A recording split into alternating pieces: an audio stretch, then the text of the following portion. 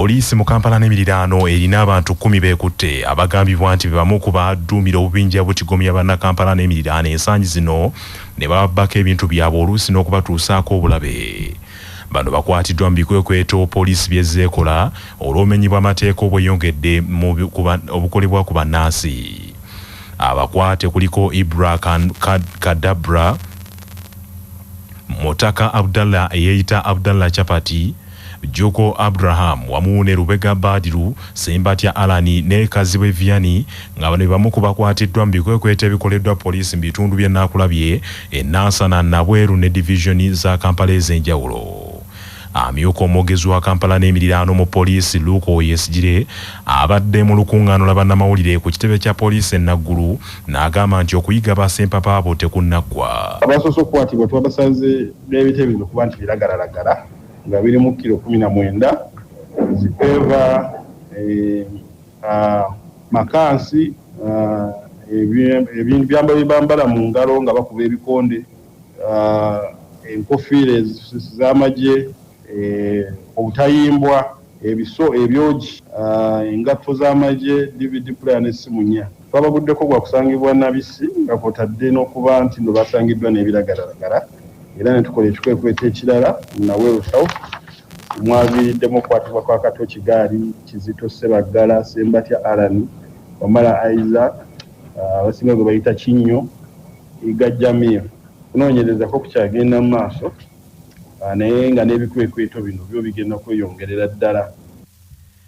Bino bijjidde mu kiseera nga poliisi yakakwata abavubuka 3 ku bigambibwa nti be bamu ku baalabikira mu katambi akaabuna emitimbagano juzi ng'akalaga mu bitundu eby'ekabalagala akalaga abavubuka abaatigomya Mugisha Thompson era ne bamunyagako ebintu eby'omuwendo.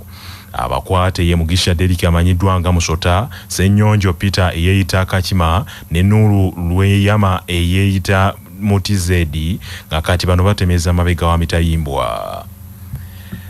Bannakibiina ky'NUP abaakwatibwa Kamuli mu Busoga, omukulembeze waabwe Robert Kyagulanyi Ssentamu bwe yali agenze okukyalako mu bitundu ebyo n'ate baziddwayo kwa limanda mu kkomera eri Kamuli. Bano okuli abakyala 2 n'abavubuka 12 bazzeemu okusimbibwa maaso g'omulamuzi Aisha Nabukeera owa kkooti ey'e Kamuli. Omulamuzi Nabukeera agambye nti okusaba kw'abasibe abo okw'okuyimbulwa kakalu okwateekebwayo bannamateeka baabwe okuli Shamim Malende ne Akali Amaawa Samuel kwa kuwulirwa ku Lwokusatu luno. Ng'amasomero ga primary n'aga secondary gazzeemu okusomesa abayizi olwaleero. Supreme Kabi wa Mityana ne Mubende Sheikh Ali Kasaliko Sempijja asabye abazadde baleme kwekwasa buzibu bw'obwavu nti bubalemesezza okuzza abaana ku masomero. Sheikh Kasalika agambye nti minisitule y'ebyenjigiriza yafulumya dde ennambika y'ebyenjigiriza egobererwa nga ya mwaka mulamba era ng'eraga amasomero legatandika ne lwegaggalawo okusomesa, kale nga abazadde basaana busaanyi kugoberera nnambika eyo awatali kwekwasa nsonga ya bwavu. Sheikh Kasalika era agukumbudde abasomesa n'abakulira amasomero n'abakuutira bakomye okukambuwaliranga abazadde buuliziganya n'abazadde mu mbeera enzibu bw'eti ey'ebyenfuna. Twenoonye tulabike nga tuzza omwana ku ssomero mu nnaku zino ezitandikirwako, kubanga ebiseera bitono ddala ate ng'ebyokuyigizibwa byakyusiddwa nnyo. N'olwekyo omukulu w'essomero n'omuzadde tukwataganyize wamu. Muzadde twalayo kwotutte eri omukulu w'essomero, omukulu w'essomero kwatako okutte okuva eri omuzadde, omwana ono abeere nga asoma, kubanga ebiseera bigenda ate ng'embeera tusuubira nti ayinza obutakyuka nnyo, wabula tujja kugendera awo nga buli muntu akwata ku mutwe naye ng'omwana alina okusoma. Tukkaanyize wamu ffenna, omuzadde n'omusomesa ne head teacher, abaana babeere nga basoma.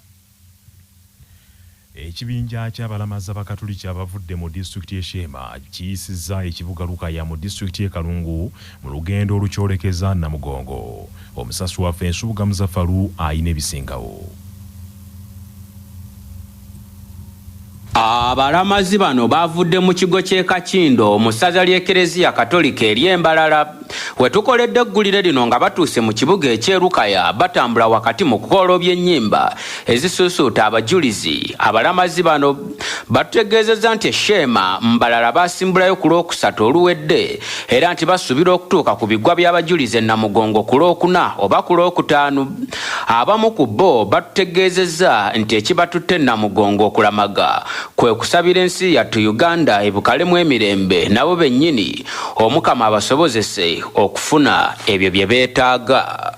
Nze bampita Mucunguzi Morris nva mu Paris ya Kakindo dayosisi ya Mbalala ngenda na Mugongo ntambula ku bigere kandi ndumutikuli mu Katuluki naye nsanyuse nnyo lwakubanga ndaba nti nina amaanyi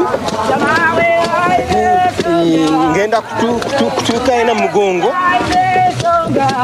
ngalina nyuzudde mutima mutikirivu kusinziira ku ntambula eyitulina nga ndaba tulina amaanyi mangi naye siraba ekigenda kutulemesa okutuuka eyo mu nnaku zino zingandi.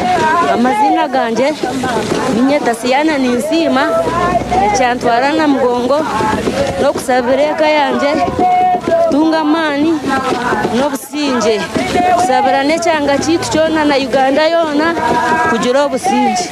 Ku lwa CBS Radio y'obujjajja Nsuubuga Muzaffaaru ekalungu mu Buddu. Abavubi ku nnyanja Nalubaale ku kizinga Bussi mu disitulikiti y'e Wakiso baguddemu ekyekango bagudde ku mulambo gw'omuntu atannategerekeka nga gutengejjera ku mazzi. Omuntu ono nga musajja kiteeberezebwa nti yagudde mu mazzi n'abulwako amuyamba olw'amazzi omukka ne gumugwamu. Sebunya George omu ku bavubi abeerabiddeko n'agabwe ku musajja ono ategeezezza nti bagezezzaako okubuuza ku bannaabwe ku bizinga ebiriraanyewo ku lizinga ne Kavennyanja ku kizinga ne ku mwalo ogw'Ekakyanga ne mu bitundu ebirala wabula nga mpaawo ayina bukakafu ku muntu oyo. Netukuba amasimu ku kizinga ky'e Busse waliyo eyafa nti teri yafa kitegeeza omuntu oyo yavudde mu bizinga bya Ssese ng'ajja awewa. Nenjagala mpise eggulire lino ku CBS lisobole bannannyini muntu ono okumanya nti ali mu bitundu bino wakati wa Kavennyanja n'ekizinga ky'Ezzinga era biri wamu nawana ekizinga ky'e Bussi naye ng'omulambo guli ku mazzi teguli mpewo. Kitegeeza mu kifo ekyo bannyini kyo bwe baba bategeera oba Ssese, Kakyanga, Kammese bambi omuntu oyo kubanga eno ewaffe tetumumanyi. Omuntu oyo ayambadde empale ya bbulu essaati nzirugavu. Amawulire gano we gafulumidde nga tiwannabaawo babuyinza beeyunga ku batuuze okunnyulula omulambo ogwo era basabye poliisi yangu etaakiriza embeera. Bannaffe amawulire ag'essaawa eno bwe gatyo be gagenze sigala naffe.